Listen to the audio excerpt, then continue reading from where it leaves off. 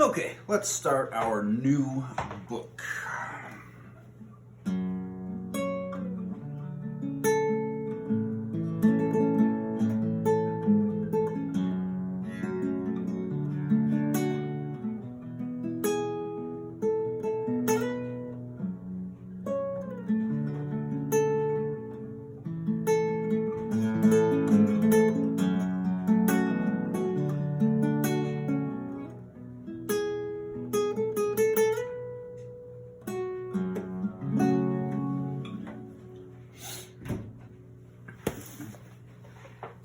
The Secret of Nim. I always really liked this book or story or movie when I was a little kid. I think I must have seen it when I was in like first or second grade because it made a really big impact on me. I think it was might be a little scary, but I'm super excited to read it. Here we go. It is a Newbery Medal winner, which means it's a really good book, and it was by Robert C. O'Brien. Give you a look at the cover. I am gonna miss the fact that it doesn't have pictures. It was kind of cool to share pictures with you. And apparently, this book used to be Dave's book. Look at that. I think Dave might have been kind of young.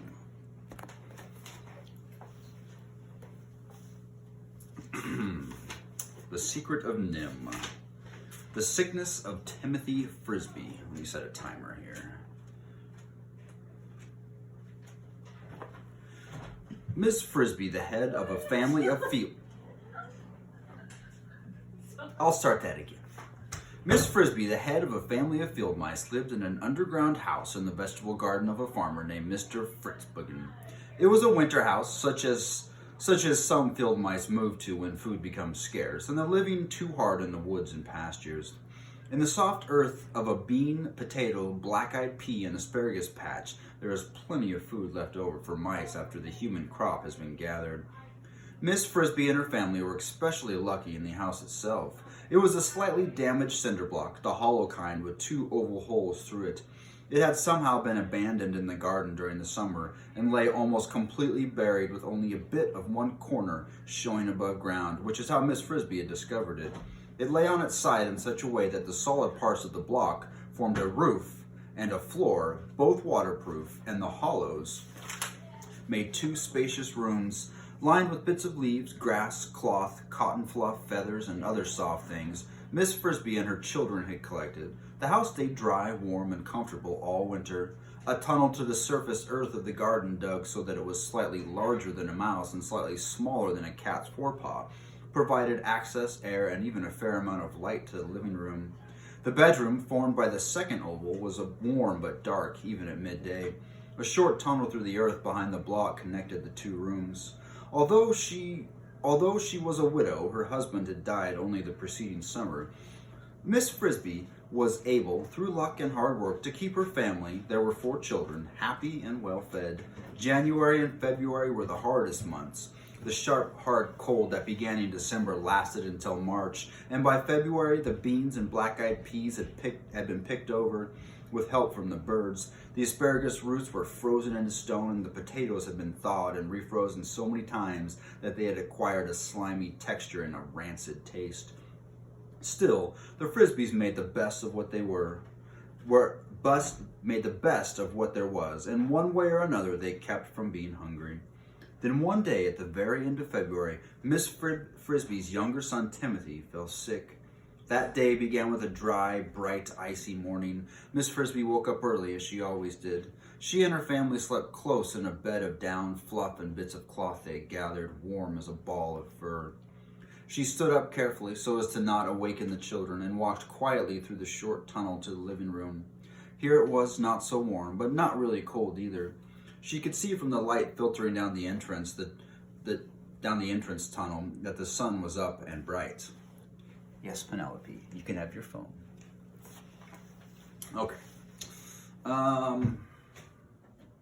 She looked at the food in her pantry, a hollowed out space lined with small stones in the earth behind the living room. There was plenty of food for breakfast and lunch and dinner too, for that matter. But still the sight depressed her, for it was the same tiresome fare they'd have been eating every day, every meal for the last month. She wished she knew where to find a bit of green lettuce or a small egg or a taste of cheese or a corn muffin. There were eggs in plenty not far off in the hen house, but hens and hens' eggs are too big for a field mouse to cope with. And besides, between the garden and the hen house, there was a wide sward of shrubs and grass, some of it grown up quite tall. Cat territory.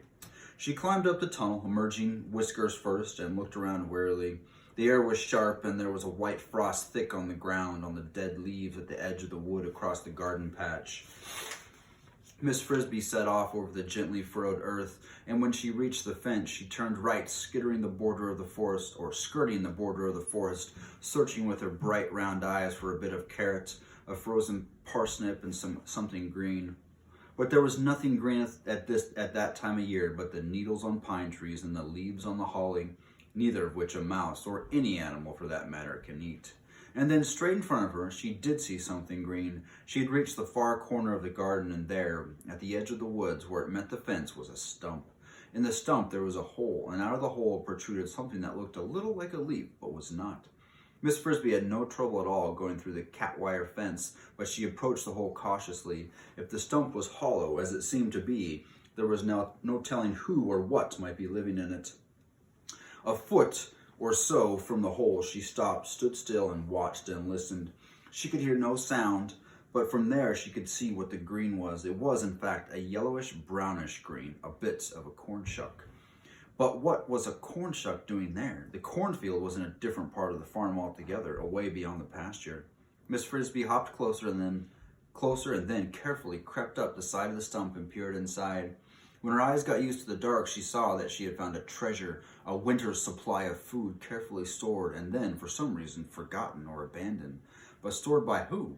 A raccoon, perhaps? Not very likely, so far from the stream. More likely a squirrel or a groundhog. She knew that both of these felt free to help themselves to the new corn each year, and that they were strong enough to carry ears away and store them.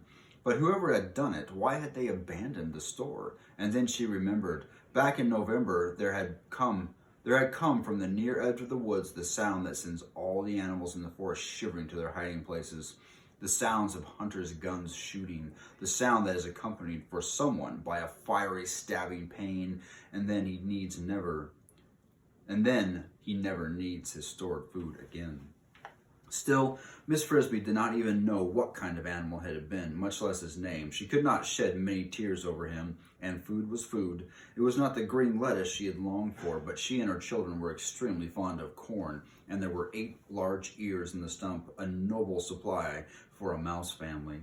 Down under the corn, she also could see a pile of fresh peanuts from still another part of the farm, some hickory nuts, and a stack of dried, sweet-smelling mushrooms. With her forepaw and sharp teeth, she pulled off part of the husk from the top of the ear of a corn and folded it double to serve as a crude carrying bag. And then she pulled loose as many of the yellow kernels as she could easily lift, and putting them in the shuck bag, she hopped off briskly for home. She would come back for more after breakfast and bring the children to help. She backed down the tunnel entrance to her house tail first, pulling the corn after her and calling cheerfully as she went, "Children, wake up! See what I have for breakfast, a surprise!" They came hurrying out, rubbing their eyes in excitement, for any kind of surprise in food was rare and a festive thing in the cold dead of winter. Teresa, the oldest, came first. Crowding closer behind her was Martin, the biggest, a strong, quick mouse, dark-haired and handsome like his poor father. Then came Cynthia, the youngest, a slim, pretty girl mouse, light-haired and, in fact, a little light-headed as well, and over-fond of dancing. "Where is it?" she said. "What is it? Where's the surprise? Where's Timothy?" asked Miss Frisbee. "Mother," said Teresa, concerned. "He says he's sick and can't get up." "Nonsense, Martin. Tell your brother to get out of bed at once or I'll get no breakfast." Martin ran to the bedroom obediently, but came back in a moment alone.